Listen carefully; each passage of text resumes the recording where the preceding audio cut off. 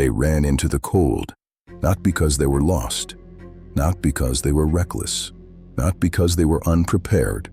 At some point during the night, 9 experienced hikers abandoned their tent and walked into the freezing darkness of the northern Ural Mountains.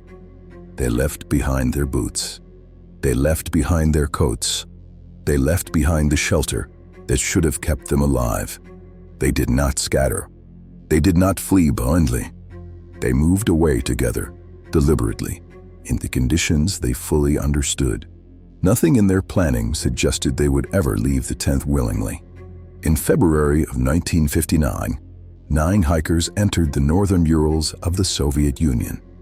This was not an accidental journey. It was not undertaken lightly. The route had been planned in advance, approved through official channels, and documented in detail before the expedition ever began. They understood where they were going. They understood what winter in the Urals demanded. They packed accordingly. These were not novices. They were engineering students and recent graduates, young but already seasoned by hardship. Several had completed previous winter expeditions together, building trust to shared discomfort and risk. They were accustomed to operating in isolated environments where mistakes carried immediate consequences.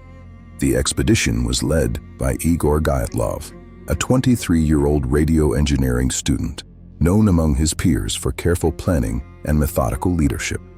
Dyatlov kept detailed journals. He enforced structure within the group. He selected his team deliberately.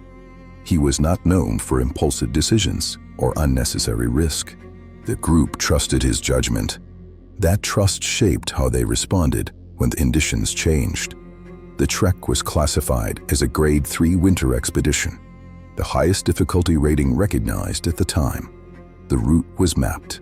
The timeline was fixed. Checkpoints were planned.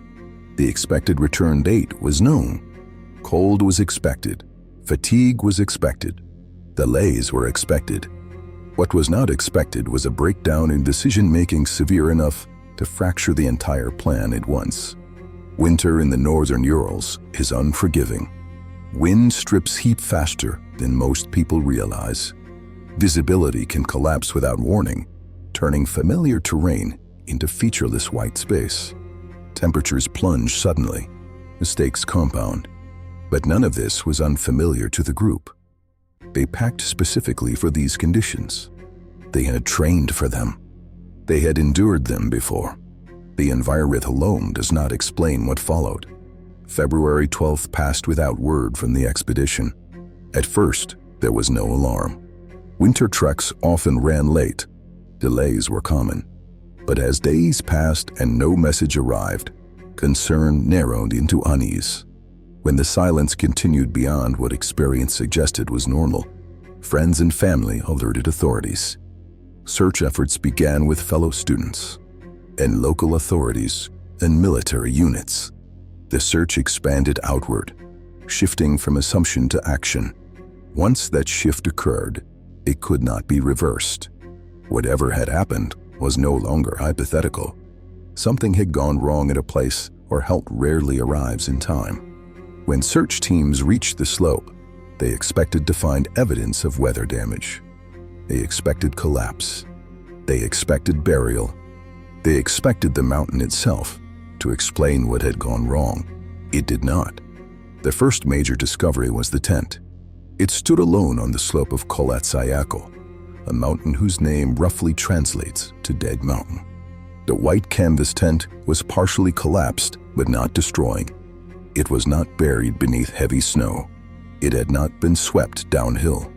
It appeared abandoned rather than obliterated.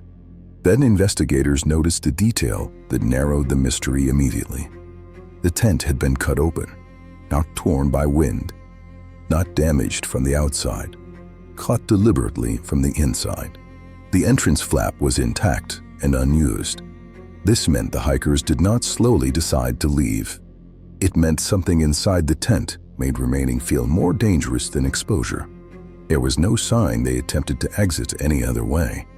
Inside the tent were boots, coats, food, supplies, everything required to survive the night remained behind. Every one of the 9 hikers exited without proper protection. This was not forgetfulness. It was not confusion. It was a decision made under pressure, one that overrode training, instinct, and experience simultaneously. Footprints led away from the tent toward the forest below. They were orderly, deliberate, unhurried. Some were barefoot. Some wore only socks. There were no overlapping tracks, no hesitation marks, no signs of running, no evidence of pursuit. In temperatures well below zero, this calm, unified movement into darkness suggested a controlled response to something unseen. The first 2 bodies were found beneath a large cedar tree at the edge of the forest. They lay motionless, frozen in place, partially covered by accumulated snow. Frost clung to their faces and hair. Nearby were the remains of a small fire, evidence of prolonged attempts to generate heat. They did not collapse immediately. They adapted. They tried to survive. The fire mattered. It meant the hikers were still capable of coordinated action after leaving the tent. It meant hypothermia was not immediate. It progressed. As heat loss continued, fine motor control would have deteriorated. Decision-making would have slowed. Judgment would have narrowed. At this stage, returning to the tent may have appeared possible, necessary, urgent. Between the forest and the tent, 3 more bodies were discovered. Their orientation mattered. They were facing uphill, toward shelter. Their positioning suggested an attempt to return, to recover supplies, to reverse an earlier decision. They never made it. All 5 died from hypothermia. 4 hikers were still missing. Weeks passed. Snow continued to accumulate. The terrain changed. Search efforts slowed, then stopped. It was not until months later, after the thaw began, that the final discovery was made. The remaining 4 were found in a ravine, buried beneath meters of compacted snow. Their injuries were not consistent with exposure alone. They suffered massive internal trauma, crushed ribs, severe head injuries. Yet there was little external damage. No defensive wounds, no signs of a struggle. Up to this point, exposure could explain the deaths. The ravine ended that explanation. Additional findings complicated the picture further. Radiation detected on some articles of clothing. Reports of unusual lights in the sky around the time of the incident. No single explanation accounted for every detail. In May of 1959, the investigation concluded. The cause of death was listed as a compelling natural force. No specific mechanism was identified. No reconstruction explained everything. The Dyatlov Pass incident endures not because of myth or exaggeration, but because trained people made decisions that still resist clean explanation. Some mysteries aren't solved. They are only understood in fragments. Follow Unforgotten Archives, so they're not forgotten.